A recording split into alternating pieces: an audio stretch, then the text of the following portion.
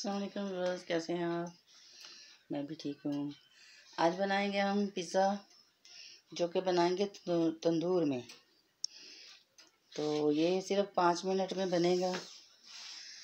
और तंदूर में इसलिए मैंने फॉइल लगाई हुई है, इससे ये जलता नहीं, अंदर से गंदा नहीं होता। तो पहले मैंने लगाई हुई नहीं थी, तो मेरा ये ना ब्लैक ब्लैक हो गया है। तो इसलिए अब मैंने पक्का इसे लगा लिया। तो हर बार चेंज करती हूँ, लेकिन इस बार चेंज नहीं की, फॉइल मैंने इसी में ही डाल दिया। तो ऐसे अगर ये फॉइल लगाई हो तो बहुत ही अच्छा होता है, जलता नहीं अंदर से तंदूर।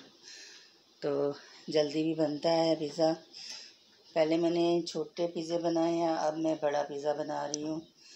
तो ये बने हुए रेडीमेड बने हुए मिलते हैं, तो निकालो, जब दिल करे बना लो और खा लो।